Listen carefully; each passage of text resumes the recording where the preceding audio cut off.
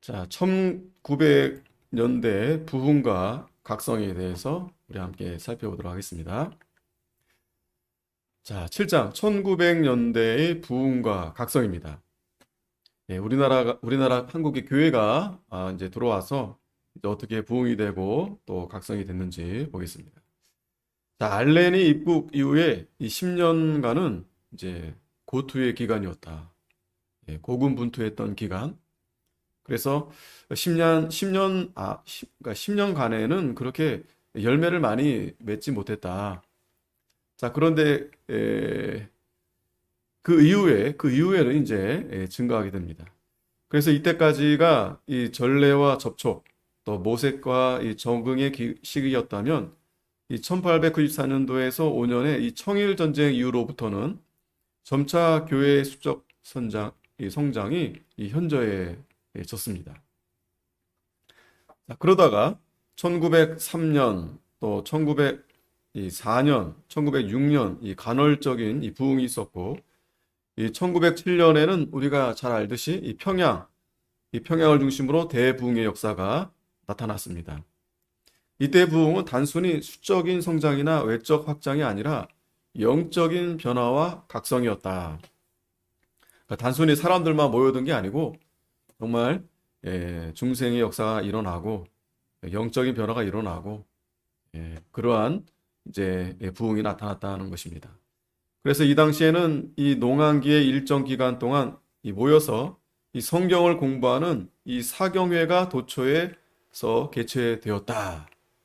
이 부흥의 가장 핵심은 이 사경회였다라고 볼 수 있습니다. 사경회, 말씀. 그래서 성경 교육기관이나 훈련된 지도자가 부족했던 시기에 이 사경회가 단기 이 성경 학교였다. 그래서 이 사경회가 열리면 먼 지방에서까지 양식과 의복을 준비하여 참가했고 또 성경을 공부하고 배우는 중요한 기회였다. 자, 우리 교단도 사경회가 굉장히 중요하고 또 우리 교단 설립부터 지금까지 이 사경회가 전통적으로 우리 교단 전체가 이렇게 모여서 하고 있는데 그게 쉽지가 않습니다. 물론 다른 교단도 이제 뭐 교회적으로 하고 뭐 노예적으로 이렇게 하지만 그러나 이렇게 정말 연중 행사 1월 사경회, 5월 사경회, 8월 사경회 이렇게는 하기가 쉽지가 않아요. 자, 참 감사하죠. 어쨌든 우리 한국에서도 이 교회가 이렇게 부흥하게 됐을 때 그 중심은 바로 이 사경이었다는 것입니다. 사경에. 더욱이 그 당시에 이제 이 지도자, 말씀을 가르치는 그러한 분들이 많지 않다 보니까 사람들이 그 사경회를 통해서 더욱 성경을 배우고 또 거기서 많이 이제 교육이 됐을 겁니다.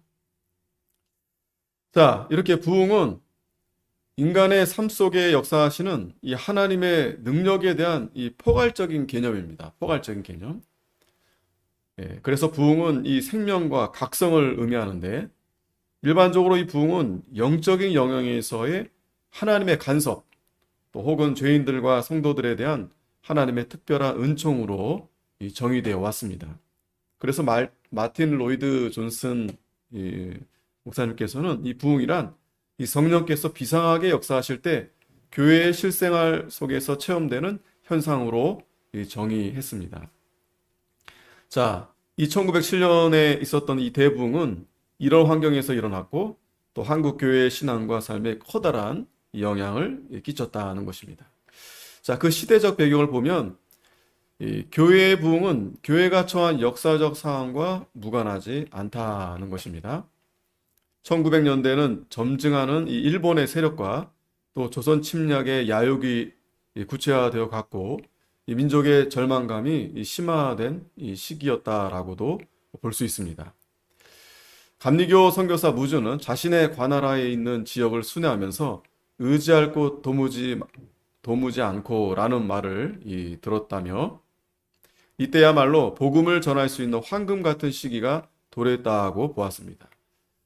왜냐하면은 그 조선 말 또 일제 침략 아래 있으면서 나라가 아무래도 안정적이지 않고 또 원래 이 조선 시대의 나라가 가난했죠.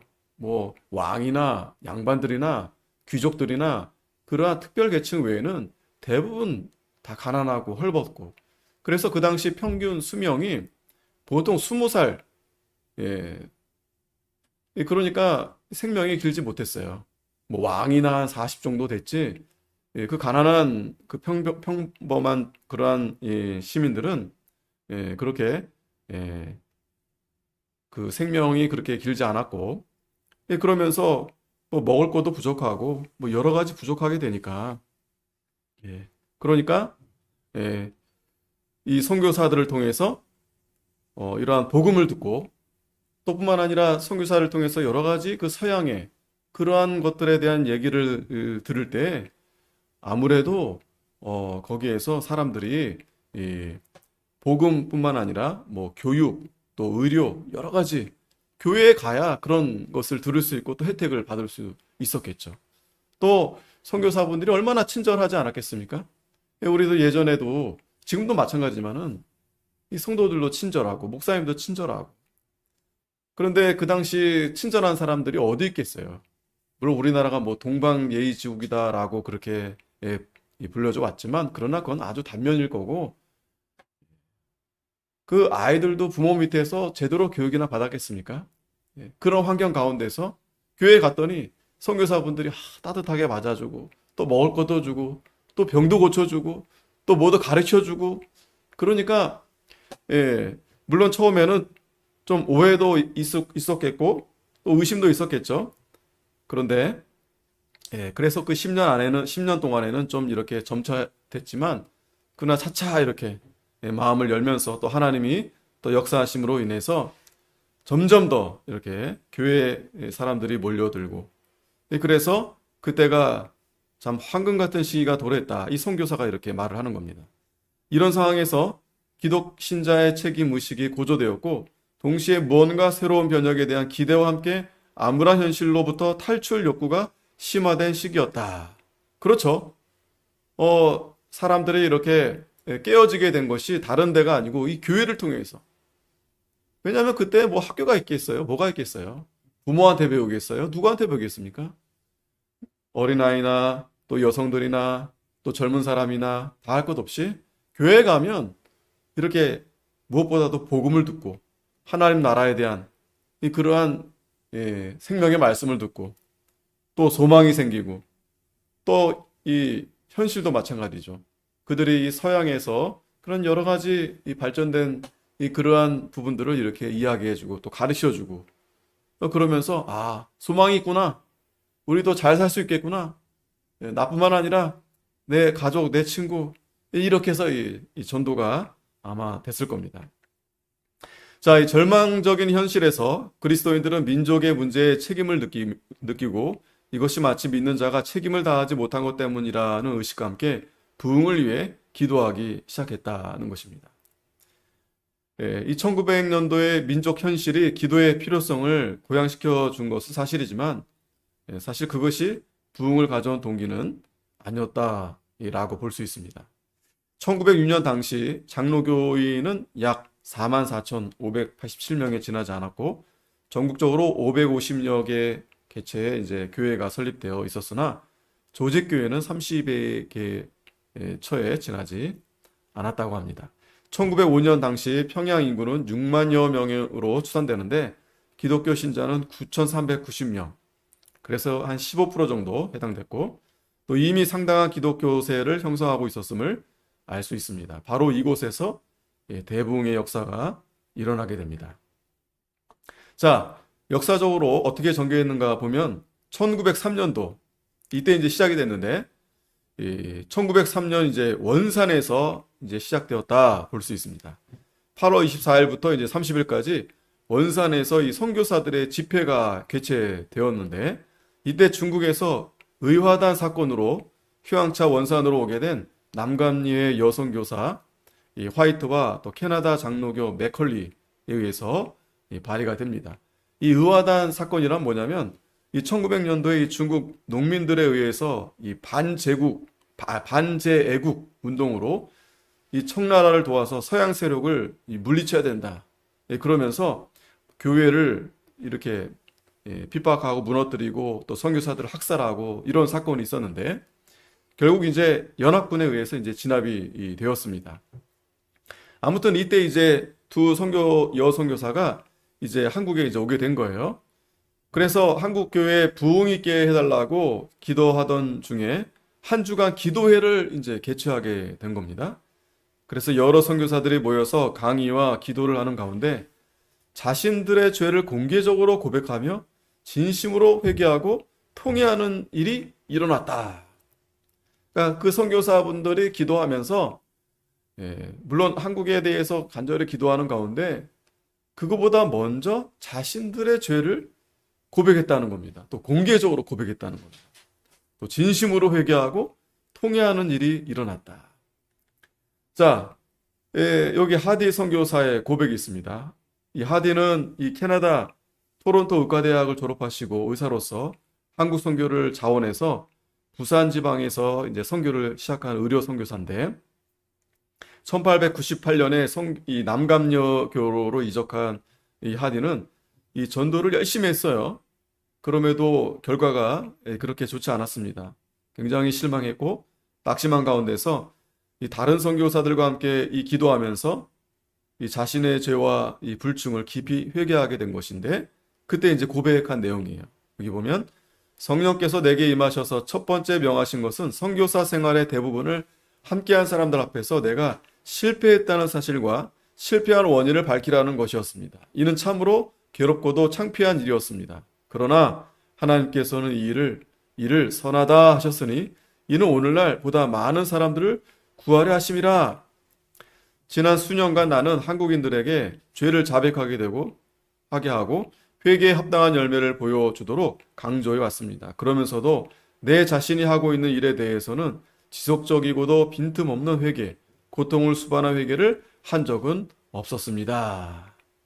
자, 이렇게 하디가 이 사람들 앞에서 이렇게 공개적으로 이 고백을 하는 거예요. 그래서 이 회개가 큰 변화를 주어서 그가 복음을 전할 때마다 청중들이 감동을 받고 또 회중 가운데서 회개 역사가 일어나게 됐다는 겁니다. 이 죄의 고백, 아까도 우리가 사도행전 2장에 봤지만 이 부흥이라는 것은 다른 게 아니고 이 회개의 역사입니다. 회개의 역사, 죄의 고백입니다. 그게 부흥입니다. 뭐가 생기고 뭐가 잘 되고 그게 아니고 진정한 부흥은 이 회개의 역사다. 그래서 이 죄의 고백은 한국인들의 회개로 이어져서 회개를 동반한 성령의 역사가 나타났다. 예. 자, 그래서 기도회가 끝난 후 첫 주일 이 하디는 자신의 교만과 한국인에 대한 인종적 편견, 특히 성령 충만하지 못함을 회개했다. 이것은 성령의 강권적인 역사였고 하디의 고백은 선교사들과 한국인들 사이에서도 회개의 역사를 불러일으키는 계기가 되었다. 대개는 누구 탓하겠어요? 이 선교사들이 와서 나름대로 정말 최선을 다했죠. 물론 하나님이 하시는 일이지만 이게 안 되다 보면은 누군가를 탓하게 됩니다. 아유, 저 미개한 한국인들 저러니까 안 돼. 저 사람들은 원래 안 돼. 이럴 수 있잖아요. 왜냐하면 그 당시에 한국이 별 볼 일 없으니까 미개하고 무지하고 그러니 이게 안 되는 것이 선교사들 탓이 아닐 수 있다고 볼 수 있거든요. 그런데 이제 하나님 앞에 진심으로 회개하면서 기도하니까 하나님이 역사하셔서 저들의 문제가 아니다. 저들만의 문제가 아니다. 우리가 하나님 앞에 바로하지 못했다. 자신들이 교만했다. 자신들이 저 한국 사람들에게 대해서 편견을 가졌고 또 교만했고 불충했고 성령에 충만하지 못했고 그러니까 진정으로 사랑으로 대하지 못했고 이렇게 죄를 고백하는 역사가 나타나게 된 겁니다. 그래서 하디는 이때부터 사경의 강사가 돼서 여러 지역을 순회하며 회개와 영적 각성, 한국교회 부흥을 위해 기도하고 설교했다. 자, 이때 기도와 회개가 그 이후에 부흥의 연원으로 알려져 있고 또 부흥의 역사는 1903년 8월 이후에도 계속됩니다. 이 하디의 죄의 고백은 이 공개적인 회개를 불러왔고 원산, 여기 원산뿐만 아니고 개성, 서울 이 등지에서도 집회를 인도했는데 이곳에서도 놀라운 은혜를 체험하게 됩니다.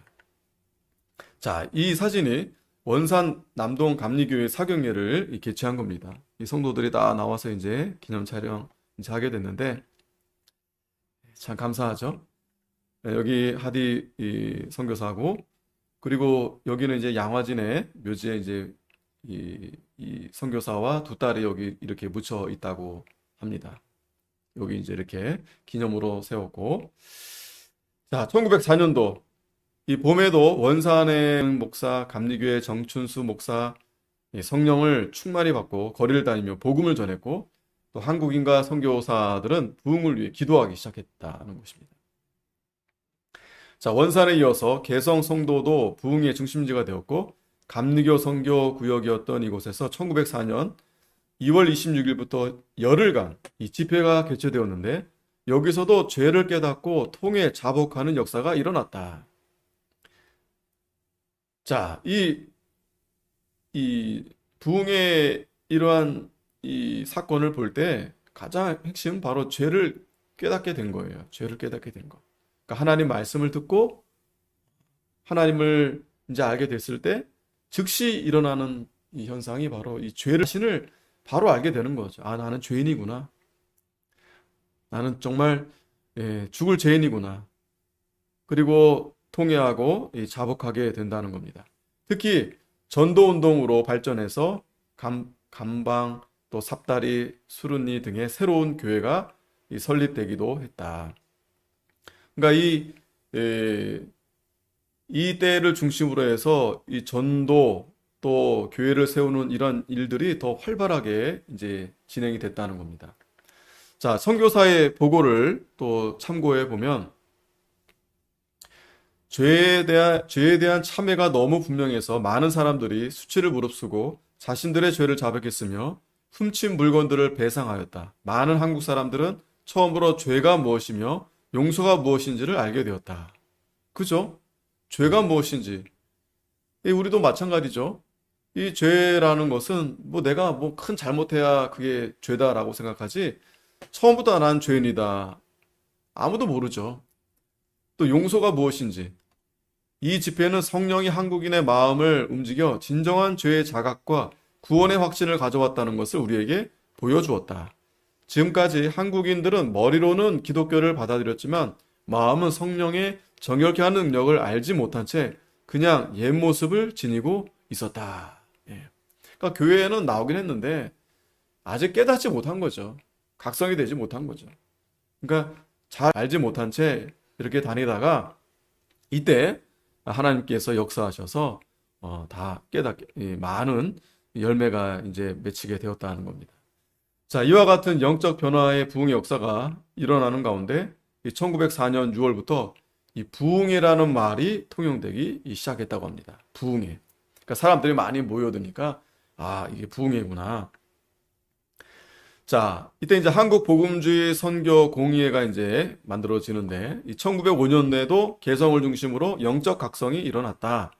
1905년 9월 한국에서 활동하던 4개의 장로교회 선교부와 2개의 감리교 선교부 선교사들은 한국 복음주의 선교 공의회를 조직해서 한국 교회의 진정한 부흥을 위해 기도했다. 그래서 이 모임은 매년 기도 달력을 만들고 한국의 오순절을 위해 기도했다.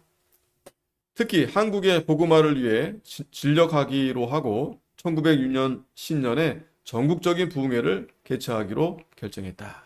자, 우리도 이 신년 사경회 하죠. 물론 다른 데도 그렇게 이제 하기도 하지만 그런데 이 전국적인 부흥회 1906년도에 이 신년에 개최하기로 결정했다는 겁니다. 자, 그래서 이 새로운 어떤 신자들을 영입해야 되겠다 이런 것보다도 기존 신자들의 영적 이 각성이 우선적이었고 또 그것이 중요하다 이렇게 믿었던 거죠. 자, 1906년에는 개성의 성도에서 큰 부흥을 경험했는데 이 선교사 크렘은 이때 회개와 죄 고백이 일어났다라고 이제 기록을 합니다. 돈을 훔친 자는 돌려주고 형제를 미워하는 자는 용서를 빌었고 다른 이유로 예수를 믿었던 이들은 참으로 주님을 섬겼노라고 고백하였고 양반이라고 하여 천민을 멸시하던 사람이 이제부터는 그 사람을 종으로 여기지 않고 친구요 형제로 대하겠노라라고 다짐하기도 했다. 참 놀라운 일이 일어났죠. 이게 정말 변화되는 거죠. 그냥 뭐 여러 이유로 나오죠. 교회 여러 이유로 대부분은 자신의 어떤 이익, 목적, 이익을 가지고 이 교회에 나옵니다. 뭐 옛날이나 지금이나 마찬가지죠. 그런데 정말 주님을 만나서 회개하고 변화가 되면 이렇게 자기가 잘못한 부분들이 다 만방에 이렇게 사람들 앞에서 고백을 하고 또 그러한 잘못을 또 다시 후회하며 말로만 후회하는 게 아니고 마음으로 후회하는 게 아니라 그걸 그대로 이제 다시 돌려주는 거죠. 또 용서해주고 용서를 빌고 그리고 무엇보다도 예수님을 내가 정말 잘 믿겠습니다. 그래서 우리가 중요한 것은 예수님을 잘 믿는 게 중요합니다. 교회를 다니면서 뭐가 안 되네, 뭐가 어렵네, 그게 중요한 게 아니고 정말 예수님을 내가 잘 믿고 있는가. 이 당시 이러한 역사가 나타났다는 겁니다. 이 평양 주재 선교사들은 1906년 8월 26일부터 9월 2일까지 하디를 초청해서 평양 선교사 사경회를 개최했다. 자, 여기 이제 평양에 있는 장대원 교회에서 사경회가 이제 개최된 겁니다. 우리도 예전에 이런 모습들이 있었죠. 하디는 이 요한일서 본문으로 설교했고 자신이 얼마나 교만했고 또 우월의식을 가지고 한국인을 폄하했던 죄를 회개했을 때 이 성령께서 변화시켰다고 진솔하게 증거했다고 합니다. 선교사들과 한국인들에게 많은 감동을 끼치고 또 이때쯤에 평양에서 이제 새벽 기도회가 시작되었다고 합니다. 평양 여기 이 장대원 교회 이 길선주 이 당시 이제 장로이자 전도사였는데 이 동로 장로인 이 박치록과 함께 조용히 2달 동안 새벽 4시경에 교회로 가서 기도를 했다고 합니다. 이것이 이제 후에 알려져 가지고 사람들이 이제 새벽에 참여해서 새벽 기도회로 이렇게 발전된 것으로 이제 알려진 거죠. 새벽 예배는 아니었고 이제 새벽 기도회였던 겁니다. 자, 그래서 이제 1907년에 이제 부흥의 절정이 되는데 1월 2일부터 15일까지 평양 장대원 교회에서 평양남도 도사경회가 개최됩니다. 도사경회. 이때 집회에는 약 1000명 회집한 가운데서 그레함 리 스왈른, 또 버나이젤, 윌리엄 헌트, 블레어 등이 이제 강사였고 또 길선주 또한 이 사경의 강사이자 이때 부흥 역사의 중요한 역할을 감당했습니다. 낮에는 주로 이제 성경을 공부하고 저녁에는 이제 대중 집회 형식으로 전개되었는데 저녁 집회는 1월 6일부터 시작되었고 약 1,500여 명이 참석했다고 합니다. 지금 날짜가 1월 달이에요. 1월 초. 신년 사경회거든요. 옛날에 뭐 오늘날처럼 뭐 온풍기가 있었겠어요? 뭐 이렇게 난방이 잘 됐겠습니까? 전혀 그럴 수가 없겠었겠죠. 공간도 얼마나 협소하지 않았겠습니까? 그래서 밖에다 멍석을 깔고 겨울에 영하 30도까지 내려갔다고 했는데 이 당시 엄동설한이었었는데 그거 개의치 않고 이 사경에 참석하려고 먼 곳에서 오는 거예요. 그리고 또 뭐 시작하자마자 막 뜨거워지고 감동 있고 이런 것은 아니었다고 합니다. 자, 이 길선주 전도사가 맛을 잃은 말라빠진 사람들아 라고 외치면서 이 합당한 신자의 삶을 살지 못했음을 책망했는데 이때 회개의 기도가 나타났다고 합니다. 맛을 잃은 말라빠진 사람들아. 오늘 우리들이죠. 맛을 잃은 말라빠진 사람들. 오늘날 한국의 교회의 모습이죠. 성도들의 모습이죠. 맛을 잃은 말라빠진 사람들. 정말 길선주 이 당시 전도사님이셨는데 그런 분이 다시 이렇게 말씀을 증거해 주시면 얼마나 좋을까 그런 생각이 들기도 합니다. 어쨌든 이 길선주를 비롯한 선교사들은 14일 정오 기도회를 열고 간절히 하나님의 자비하심을 간구했다고 합니다. 이날 평양 대붕이라고 부르는 성령의 강권적인 역사가 사경의 마지막 날 14일, 15일에 일어났습니다. 보통 이때는 이제 이 사경회가 2주 하는 2주, 1주 우리는 뭐 지금 월요일부터 목요일까지 하죠. 그 전에 이 목사님 계실 때는 금요일까지 하고 그랬는데 점점 줄고 또 그 전에는 뭐 기도원에 가면 기도원에 다 거기서 그냥 먹고 자고 하는 거죠. 또 교회에서 하면 교회에서 먹고 자고 하고. 근데 지금은 뭐 저도 그렇지만 왔다 갔다 출퇴근이 돼 버렸어요. 참 안타까운 현상인데 그만큼 이 형식적인 그러한 사경회가 되지 않았는가. 정말 이 당시는 거기 가서 그냥 뭐 거기에 모든 걸 다 그냥 뭐 다 내려놓고 가는 거죠.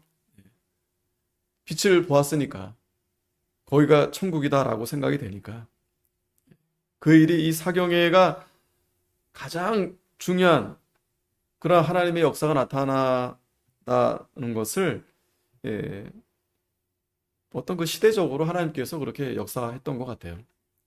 자, 김양선 한국기독교사 연구에 보면 인간이 범할 수 있는 가능성이 있는 모든 죄가 거의 다 고백되었고 사람의 체면은 이제 다 잊어버리고 오직 이때까지 자기들의 배반하던 예수를 향하여 주여 나를 버리지 마옵소서라고 울부짖을 뿐이었다.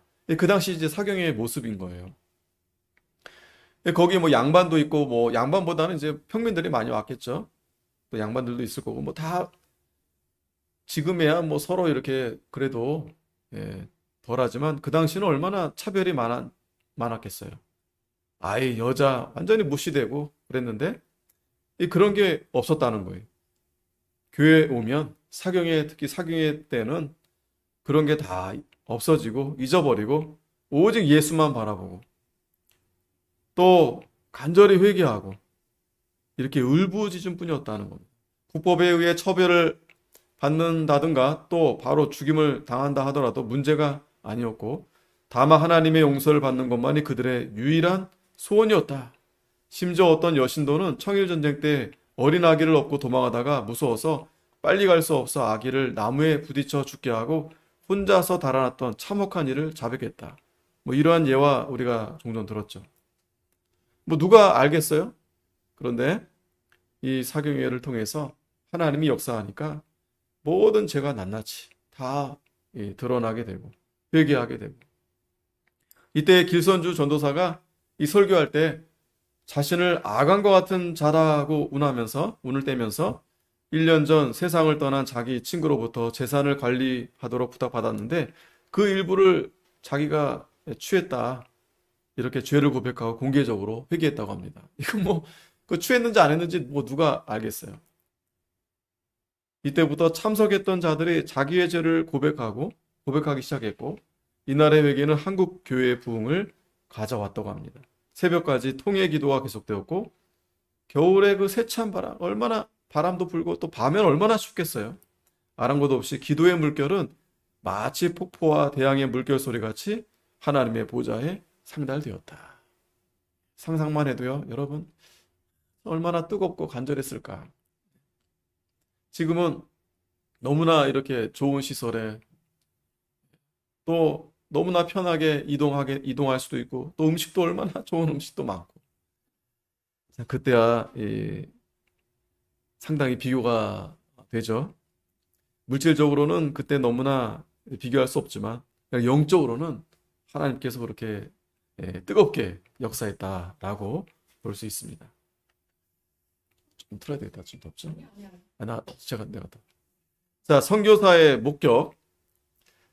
자, 저런 고백들, 그것은 마치 감옥의 지붕을 열어 젖힌 것이나 다름없다. 살인, 강간, 그리고 상상할 수도 없는 모든 종류의 불결과 음색, 도적, 거짓, 질투, 부끄러움도 없이 사람의 무슨 힘이든 이런 고백을 강제할 수도 없을 것이다. 많은 한국 교인들은 공포에 질려 창백해지고 그리고 마루의 얼굴을 가리고 흐느껴 울었다.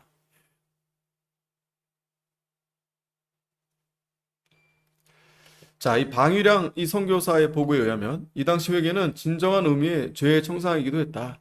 대부흥의 회개는 눈물을 흘리며 죄를 고백하는 것으로 끝나는 것이 아니라 남에게 손해를 끼친 사람들은 그 손해를 끼친 사람들의 집을 찾아다니며 상처를 준 사람들에게는 사과를 하고 과거에 남의 재물이나 돈을 훔친 사람들은 그것을 갚아주었는데 그것은 비단 교인들에게뿐 아니라 불신자에게도 그렇게 했다.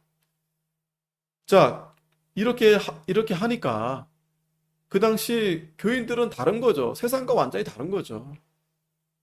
물론 완전할 수는 없지만 그래도 상당히 진실하고 정직하고 특히 이 교역자들 또 직분자들 더 했겠죠. 일반 성도들도 그렇게 했는데.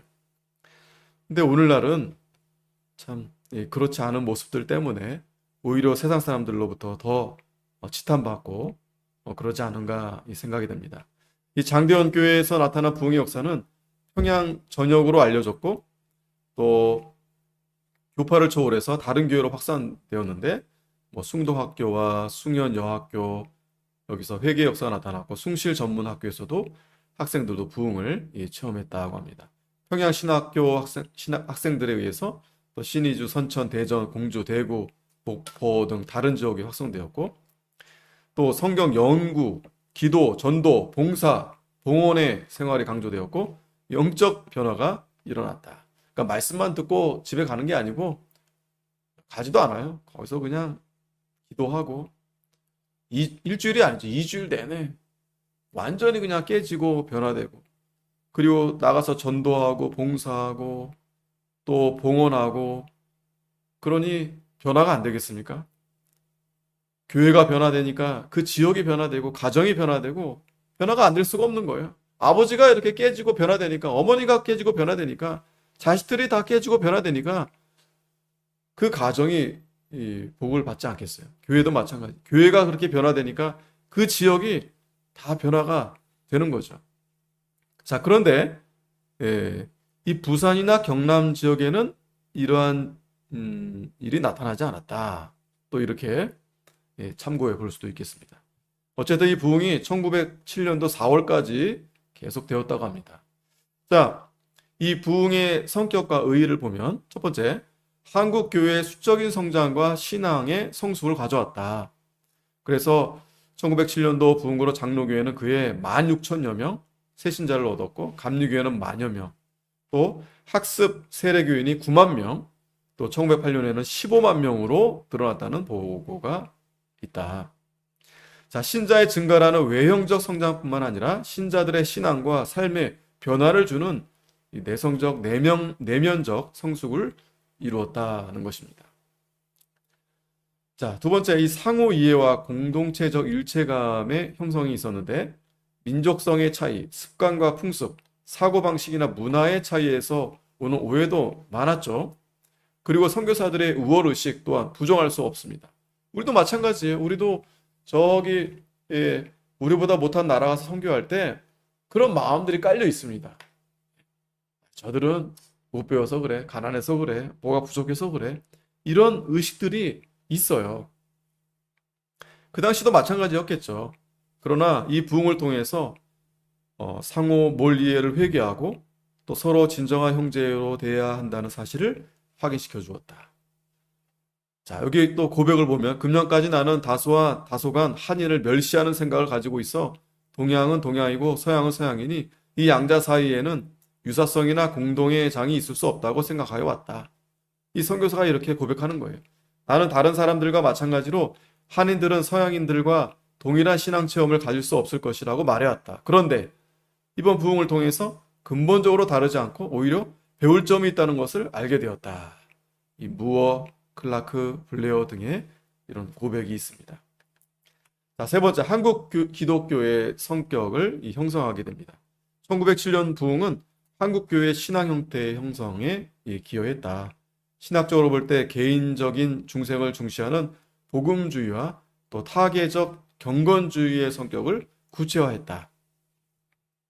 자, 그래서 그 시대 상황 때문에 실령주의적 경향을 띠게 되었는데, 이 실령주의는 개혁주의와는 달리 문화 전반에 대한 이해가 결여되어 있었다. 그래서 눈에 보이는 현실 교회를 중시하지 않고 눈에 보이지 않는 불가견적 교회만을 중시하는 경향이 있어 사회적 책임이나 문화적 소명에 대한 관심이 부족했다. 이런 점들이 한국교회의 탈역사적인 내세지향적 교회관을 제공한 것으로 보인다. 그러니까 이게 무슨 말이냐면, 우리가 처음 이러한 경험을 하게 되면, 영적인 경험을 하게 되면 너무 영적인 경험이 크다 보니까 이 보이는 것에 대해서 조금 이렇게 하찮게 바라보게 됩니다. 그러니까 이게 이제 처음에 이제 그렇게 되는 거죠. 그럴 수도 있겠죠, 그죠? 왜냐면 신령한 세계를 보니까, 영적인 세계를 내가 보게 되니까 그 밑에 있는 이 현실 세계는 정말 그 철학자들이 보는 것처럼 이 물질의 세계는 악하다 이렇게 봤잖아요. 달나라의 그 경험한 그 우주인들이 그걸 경험하고 오니까 이 한국에 와서, 그러니까 한국이 아니라 이 지상에 이제 왔을 때 이게 뭐라 그럴까, 이게 안 된다는 거예요. 이게 그 달나라에서 그 봤던 그 경험들이, 그런 이 감동, 그런 감격이 예? 이 가시지 않으니까 그럴 수 있겠죠, 그죠? 이 신앙도 마찬가지입니다. 자, 그래서 그런 부분이 있었지만 그래도 한국 교회에서 이제 성경 공부를 강조하고 또 사경회를 중시해서 이제 정기적으로 이런 사경회를 개최하게 되고, 또 도사경회, 군사경회, 또 연합사경회가 개최되었고, 또 후에는 이제 개별적으로 또 이제 사경회가 이제 했는데 이렇게 일반화가 되었고, 또 새벽 기도회가 시작되고 통성 기도도 이제 했다고 합니다. 자, 그러니까 뭐 이런 모습들도 있었지만 어쨌든 점차적으로 한국의 이제 교회가 이제 부흥이 되고 이제 발전되기 시작했다는 겁니다. 한국 기독교의 어떤 성격이 이제 만들어졌다. 네 번째, 전도 운동과 선교 운동으로 발전이 되었다. 1909년도에는 이제 백만인 구령 운동으로 이전의 부흥의 열정을 이제 전도 운동으로 이제 전환했는데, 무슨 말인가 하면 이제 1907년도에서 부흥이 막, 그러니까 3년에 시작해서 7년도에 막 뜨거워졌는데 이게 뭐 계속 가는 게 아니거든요. 사람이 그렇잖아요. 저도 마찬가지, 개인적인 경험, 우리 다 마찬가지지만 처음에 이런 첫사랑, 깨달음이 있어요. 그러니까 이것도 이제 사람마다 다르죠. 뭐 교회 처음 나가는데 그렇게 경험한 사람도 있겠지만, 그러나 시간이 한참 지나서 그렇게 해서 비로소 이제 만나게 되는데, 그러면 그때 아까 그 신령주의라는 그 표현처럼 그렇게 막 뜨거웠다가 그 계속 뜨거우면 사람이 이게 유지가 안 돼요. 그렇게 될 수도 없고요. 시간이 지나면서 좀 이렇게 마음도 좀 식어지고 또 여러 가지 열심도 식어지고 이제 그게 이제 지상의 모습입니다. 그러니까 이 1909년도에 다시 우리가 그때 부흥으로 우리가 돌아가야 되겠다. 그래서 이제 백만인 구령 운동을 한 거예요. 이 복음주의 연합 공동회는 이제 1909년도 외국에서 온 부흥사들이 전국 주요 도시에서 전도 집회를 개최하도록 주선했고, 또 기독교 문서를 보급하면서 가가호 집집마다 이제 방문해서 이 전도하는 이런 운동을 이제 하게 된 겁니다. 1909년도 한 해 이 70만 권의 마가복음서가 배부되고 또 100만 명의 신자를 확보하면서 민족의 독립을 이룰 수 있다, 또 이런 확신을 주었다고 합니다. 아직까지 이제 일제 치하에 있다 보니까 1907년 부흥은 선교 운동에도 이 영향을 끼쳤는데, 장로교회는 전도국을 설치했고 노예 조직과 함께 이기풍 목사를 제주도로, 또 1908년도에는 이성광 이분을 또 제주도로 보내고 1909년도에는 함석진 목사를 동경에, 최관울 목사를 블라디보스토크에 이제 파송했다고 합니다. 감리교회도 이 전도국을 설치해서 1908년도에 이화춘을 북간도에, 또 1910년도에는 손정도 목사를 북중국에 파송했다고 합니다. 자, 이런 일련의 이 선교 활동이 이 대부흥의 어쨌든 결실이었다라고 볼 수 있습니다. 자, 사회 변혁에도 영향을 끼칩니다. 그리스도와의 변화된 새로운 관계는 수평적인 질서에도 영향을 주었다. 여건 인식. 전에도 말씀드렸지만 이 여자들 지위가 향상된 것은 다 교회 덕분이다. 교회 덕분이다. 예. 그때는 뭐 호적의 이름도 올라갈 수 없었어요. 여자는 사람이 아닙니다. 아이도 그렇고. 그런데 이때 이제 신분이 타파되고 의식 개혁, 구습의 개혁, 세계관의 변화를 가져와서 사회 개혁에도 영향을 준 것이다. 학교도 여자 학교도 많이 세워졌다고 했죠. 감사해야 됩니다. 뭐 모든 한국 사람들이 다 감사해야 되겠죠. 1907년 평양을 방문했던 러트는 평양에서의 기독교의 번성함은 실로 놀랄만하다. 매 일요일에 교회에 참석하는 한인은 약 14,000명에 달하고 평양의 인구는 확실히 알 수는 없으나 4, 5만으로 추산됐을 때 이렇게 볼 때 기독교 신자는 약 3분의 1에 해당한다. 그러니까 그 당시 평양, 지금은 저렇게 북한이 지배되는 교회가 없는 그러한 땅이 됐는데 1907년도만 해도 3분의 1 성도들이었다. 그래서 개성의 도시가 평양이 동양의 예루살렘이었다라고 불릴 정도로 이 평양에서 부흥은 평양의 사회적 변화를 가져왔다. 자, 연합운동을 가능케 했다. 한국의 부흥은 특정 지역이나 교파에 매이지 않고 이 교파 간의 지역 간 기관과 조직 간의 연합이 이루어졌다. 특히 당시 주도적인 개신교파인 장로교와 감리교의 지속적인 연합을 가능케 했다. 자, 그래서 이제 장감리교파가 연합해서 교육, 의료, 찬송가 편찬, 문서 사역에서도 교파 간의 협력과 연합을 추구했다. 자, 이런 일들은 이렇게 잘한 거죠. 또 이렇게 해야 또 우리가 잘 이 일이 진행이 되었겠죠. 자, 그럼 마지막 부흥은 어떻게 오는가? 부흥은 하나님께서 일하시는 강권적 역사이지만 18세기 이후 잉글랜드, 스코틀랜드, 웨일즈, 미국 그리고 한국에서의 부흥을 검토해 볼 때 네 가지 이 사항을 확인할 수 있습니다. 첫 번째는 하나님의 말씀의 신실한 선포다. 이게 아까도 사경에 말씀드렸죠. 말씀이 익혀지고 가르쳐지고 해석될 때 심령의 변화를 가져오고 영적인 부흥이 일어났다. 이 말씀의 선포가 이 부흥의 출발점이었다. 말씀의 신실한 전파 없이는 부흥의 역사가 나타나지 않는다. 이 성경도 마찬가지예요. 구약 시대도 마찬가지고. 요시야 왕이 율법을 발견하고 낭독했을 때 온 백성들과 왕이 회개 부흥의 역사가 일어났다. 아까 본문 읽었던 이 베드로가 말씀을 전했을 때도 마찬가지죠. 또 부흥을 위한 간구, 기도입니다. 간절한 기도가 있었다. 간절한 기도. 이 부흥이 그냥 되는 게 아니에요. 간절히 기도했다. 1904년도에도 간절히 기도했다. 선교사들이 기도하고 이 기도가 부흥의 시초였다. 1907년도 1월 14일 정오 기도회는 평양 대부흥의 역사를 불러온 시온이었다. 기도 없이 하나님의 역사가 나타나지 않습니다. 세 번째는 죄의 고백이 있었다. 기도하니까 또 하나님이 역사하니까 이 죄의 고백이 일어났는데 이 통회와 자복, 하나님의 역사를 불러일으키는 통로였다. 아까 베드로의 설교 말씀을 우리가 읽었지만 이 죄의 청산, 이것이 하나님의 역사의 시작이었다. 그래서 이 랄이란 사람이 기도는 죄를 죽이고 죄는 기도를 죽인다. 그러니까 기도하면 죄는 죽게 되고 그러나 이 죄는 죄를 지면 기도를 죽인다는 겁니다. 이 사무엘도 미스바에 모여서 하나님 앞에 간절히 기도하니까 하나님이 다시 회복시켜 주셨죠. 이 상한 심령, 이것이 부흥의 전제 조건이다. 지금도 마찬가지예요. 우리도 우리 교회적으로도 개인적으로도 이 나라적으로도 무엇이 문제인가? 첫째는 말씀이고 둘째는 기도다.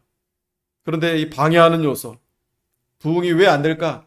첫째는 영적 지도력의 부재가 중요한 원인이다. 맞는 것 같아요. 영적 지도력의 부재. 정말 우리 교단에도 이병규 목사님 같은 분, 또 아까 길선주, 아까 그 전도사님, 예, 말라 비뚤어진, 예, 그렇게 아주 강력하게 하나님 말씀을 선포해 줄 수 있는 그런 지도자가 있어야 되겠는데 지금은 그런 지도자가 없다는 게 참 안타까운 거죠.